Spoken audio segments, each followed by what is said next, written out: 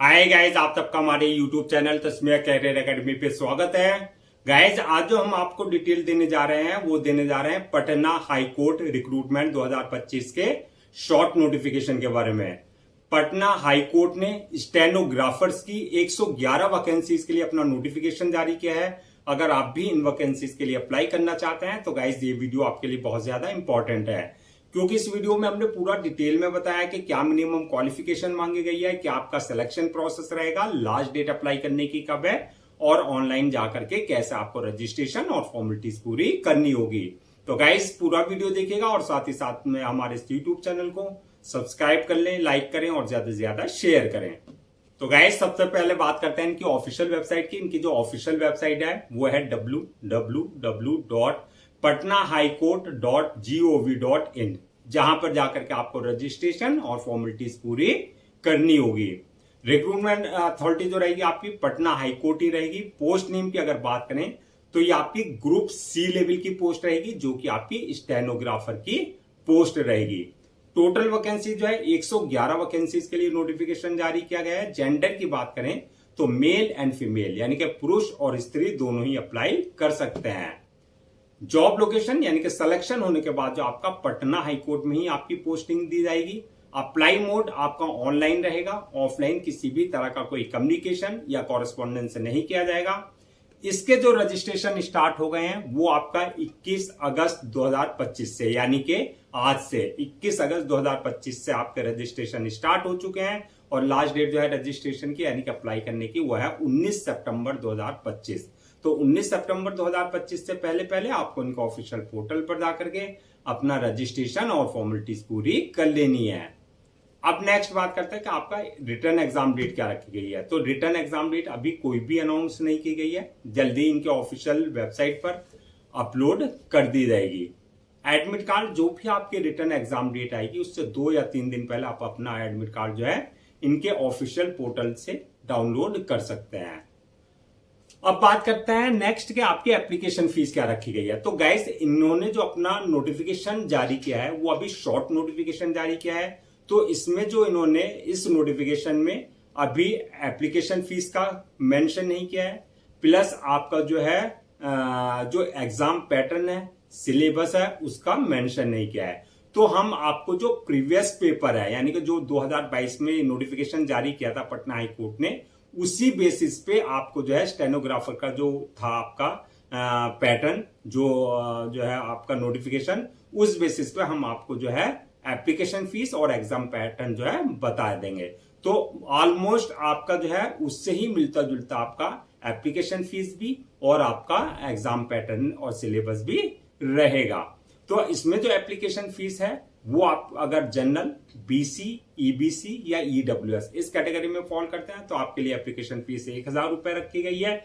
और अगर आप एससी, एसटी और फिजिकल हैंडीकैप इस कैटेगरी में फॉल करते हैं तो आपके लिए एप्लीकेशन फीस जो रखी गई थी वो 500 रुपए रखी गई थी।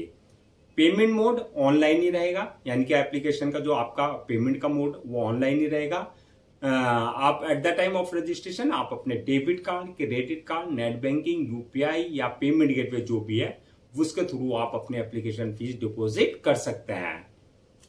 अब नेक्स्ट बात करते हैं कि आपकी एलिजिबिलिटी क्राइटेरिया क्या मांगा गया है, यानी कि क्या क्वालिफिकेशन मांगी गई है। तो इसमें जो मिनिमम क्वालिफिकेशन मांगी गई है आपका जो है 12th class pass from recognised board और इंस्टीट्यूशन से, यानी कि आपने 12वीं क्लास पास कर रखी हो रिकॉग्नाइज्ड बोर्ड और इंस्टीट्यूट से, प्लस आपके पास जो है सर्टिफिकेट या diploma in short hand and computer में आपके पास जो है होना चाहिए।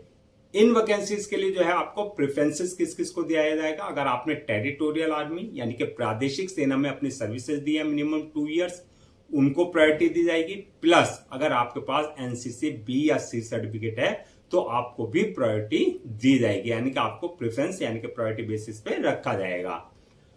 अब बात करते हैं एज लिमिट की, यानी कि एज लिमिट क्या रखी गई है। तो इसमें जो है मिनिमम 18 साल और मैक्सिमम 37 साल रखी गई है। 18 और 37 के बीच में अगर आपकी एज है तो आप इन वैकेंसीज के लिए अप्लाई कर सकते हैं। Age relaxation age per government rules and regulation, जो रिजर्व कैटेगरीज वाला है उनको जो एज रिलैक्सेशन दिया जाता है वो प्रॉपर एज रिलैक्सेशन उनको दिया जाएगा।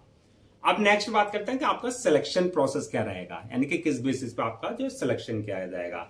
तो ये आपका प्रीवियस बेसिस पर अगर हम बताएं तो इसमें जो आपका रिटर्न एग्जाम कंडक्ट किया जाएगा, जो रिटर्न क्वालिफाई कर लेंगे सेकंड स्टेज रहेगी उनकी स्किल टेस्ट की। स्किल टेस्ट में क्या रहेगा आपका, यानी कि जो आपकी स्टेनोग्राफर है उसका टेस्ट होगा, आपकी टाइपिंग का है, इंग्लिश टाइपिंग वगैरह का, उसका जो है आपका टेस्ट लिया जाएगा। यानी कि फर्स्ट स्टेज हो गई आपकी रिटर्न एग्जामिनेशन की, जो रिटर्न क्वालिफाई कर लेंगे। सेकंड स्टेज स्किल टेस्ट और आपका इंटरव्यू की, और स्किल टेस्ट और इंटरव्यू जो क्लियर कर लेंगे थर्ड स्टेज आएगी डॉक्यूमेंट्स वेरिफिकेशन की। यानी कि at the time of registration जो भी डॉक्यूमेंट्स आपने अपलोड किए थे वो सारे डॉक्यूमेंट जो आपके ओरिजिनल चेक किए जाएंगे, यानी कि वेरीफाई किए जाएंगे। और लास्ट स्टेज जो होगी वो होगी मेडिकल एग्जामिनेशन की, यानी कि जिस पोस्ट के लिए आपने अप्लाई किया है उसके लिए देखा जाएगा कि आप जो है फिजिकली एंड मेंटली यानी कि पूरी तरीके से फिट हैं या नहीं है। तो ये मल्टीपल स्टेजेस रहेंगी जो आपको क्लियर करनी होगी। अब बात करते हैं कि जो आपको रिटर्न एग्जाम लिया जाएगा, जो रिटर्न एग्जाम होगा उसका क्या एग्जाम पैटर्न रहेगा, क्या उसका सिलेबस रहेगा, तो ये हम प्रीवियस बेसिस पे बात कर लेते हैं। तो इसमें जो रिटर्न एग्जाम होगा आपका, ये आपका ऑनलाइन या ऑफलाइन किसी भी मोड में लिया जा सकता है। ऑनलाइन अगर लिया तो ये आपका सीबीटी कंप्यूटर बेस्ड टेस्ट होगा, अगर ऑफलाइन लिया तो ये आपका ओएमआर शीट बेस्ड एग्जाम लिया जाएगा। तो ऑनलाइन ऑफलाइन किसी भी मोड में लिया जा सकता है। दूसरा, आपका जो पेपर का पैटर्न होगा, जो एग्जाम पेपर होगा, जो क्वेश्चंस का पैटर्न, वो आपके ऑब्जेक्टिव टाइप होंगे, यानी कि एमसीक्यू मल्टीपल चॉइस क्वेश्चंस होंगे। टोटल क्वेश्चंस 50 रहेंगे, जो कि 50 ही मार्क्स के रखे गए हैं। टाइम की अगर बात करें तो उससे 2 घंटे का टाइम दिया जाएगा पेपर को सॉल्व करने का। मीडियम की अगर हम बात करें तो ये सिर्फ आपका इंग्लिश मीडियम में आपका जो है पेपर था, जो प्रीवियस पेपर था। अब बात करते हैं सिलेबस। सिलेबस की अगर बात करें तो आपका जीके एंड करंट अफेयर से रिलेटेड क्वेश्चंस होंगे। इसके अलावा आपका इंग्लिश लैंग्वेज से क्वेश्चंस होंगे, इंग्लिश लैंग्वेज एंड ग्रामर से रिलेटेड, और आपका जो है बेसिक कंप्यूटर साइंस से आपके क्वेश्चंस पूछे जाएंगे। तो ये आपका सिलेबस रहेगा। मेरिट लिस्ट की अगर बात करें तो मेरिट लिस्ट जो बनेगी वो जो भी आपका रिटर्न एग्जाम होगा, चाहे वो आपका ऑनलाइन मोड हो चाहे वो आपका ऑफलाइन हो, तो रिटर्न एग्जाम में जो भी मार्क्स आपने ऑब्टेन किया है उस बेसिस पे, प्लस आपका जो है स्किल टेस्ट और इंटरव्यू में जो आपकी परफॉर्मेंस रही है उस बेसिस पे आपकी जो है फाइनल मेरिट लिस्ट तैयार की जाएगी। अब नेक्स्ट बात करते हैं कि आपका सैलरी एंड अलाउंसेस के बारे में, यानी कि आपका क्या आपका जो वेतन रहेगा, क्या आपका भत्ते वगैरह दिए जाएंगे। तो इसमें जो है आपका स्टार्टिंग सैलरी जो रहेगी वो आपका 25,500 से लेकर के आपका 81,100 तक रहेगी। यानी कि आपका सिलेक्शन होने के बाद जैसे जैसे आपका एक्सपीरियंस होगा उसके अकॉर्डिंग आपका जो है आपको इंक्रीमेंट और आपको जो है प्रमोशन वगैरह भी मिलता रहेगा उस हिसाब से। अलाउंसेस एंड अदर्स बेनिफिट्स की अगर बात करें तो ये एज पर जो है आपका कोर्ट के रूल्स के अकॉर्डिंग जो एक स्टेनोग्राफर को दिए जाते हैं वो प्रॉपर आपको दिए जाएंगे।